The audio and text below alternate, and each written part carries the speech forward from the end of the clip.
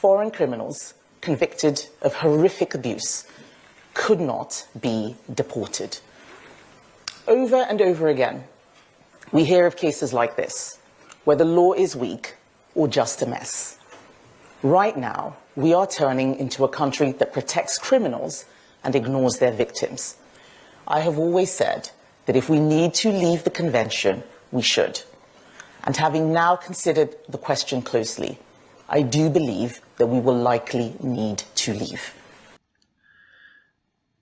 The Tories have decided to review the UK's human rights framework again, not to tackle immigration abuses as they claim, but to shift power away from ordinary people and hand it to politicians who resent being restrained by legal checks and balances.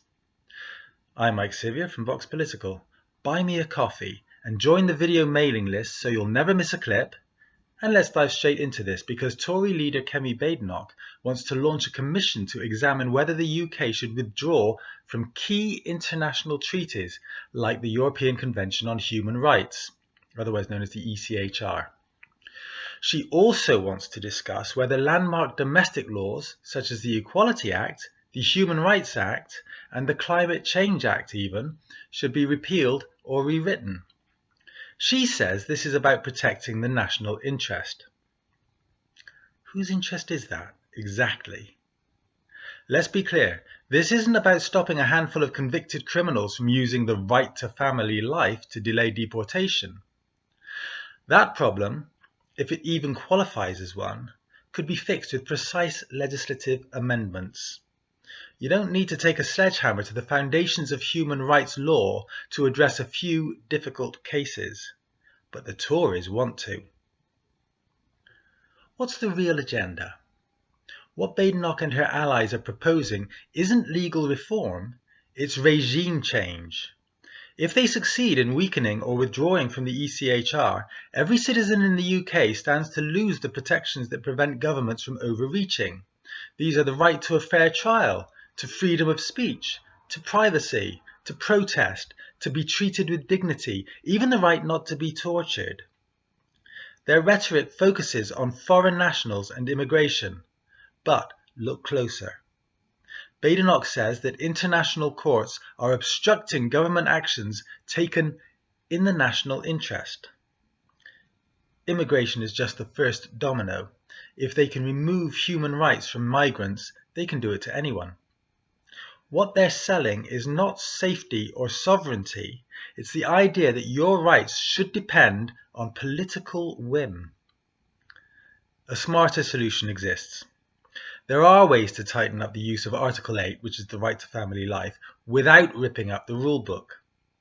The government could pass legislation stating that serious criminal convictions, such as murder, terrorism, or rape, trigger a presumption of deportation.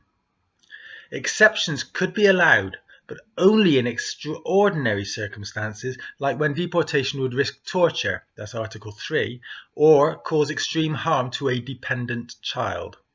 Less serious offences, like theft or fraud, could still allow courts to weigh family ties, but with a higher bar for overriding public safety. The UK already has a border security, asylum and immigration bill going through Parliament. That bill could be used right now to define and limit the scope of Article 8 claims in deportation cases. There is no need to leave the ECHR to do it. Just clarify the law through Parliament and courts will apply it. Even deportation, despite fear of torture, could be allowed if the government obtains credible, enforceable guarantees from destination countries, as it did in the Abu Qatada case. That's what responsible, lawful government looks like. Why aren't they doing that then? Well, the Conservative Party isn't really interested in fixing a narrow problem with proportionate tools. The Tories want a culture war. They want to draw a line between themselves and Labour, not by offering better solutions, but by daring to say the unsayable. Let's scrap your human rights. It's political theatre, and dangerous theatre at that. They're posturing, stirring fear, and laying the groundwork for a legal system where rights are conditional and justice is optional. Where's the government in all this? Here's the most frustrating part. Labour could cut this whole debate off at the knees by supporting clear reforms to Article 8. Labour could define when it applies and when it doesn't. Labour could reinforce the message: human rights are not a shield for abusers, but a framework that balances compassion with security. But so far, Labour has been cautious, perhaps too cautious.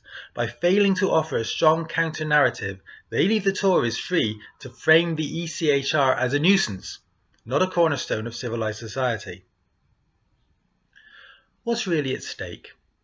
Well, we've been here before. In 2014, the Tories floated plans to replace the Human Rights Act with what they called a British Bill of Rights.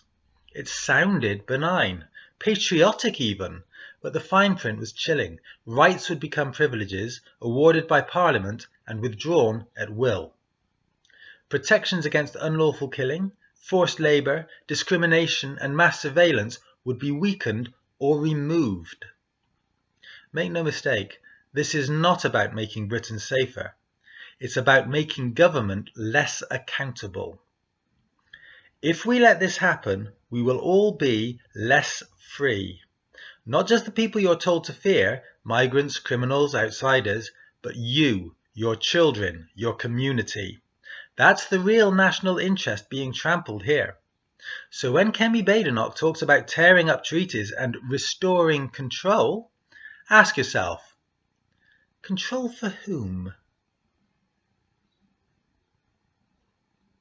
I've been Mike Sivia of Vox Political, and if you found this useful, or if you believe in independent political journalism, help me keep it going. Donate £20 or more, and I'll send you a copy of my book, Strong Words in Hard Times. See, it does exist. Links below. Thank you for watching, and you'll see me in the next one.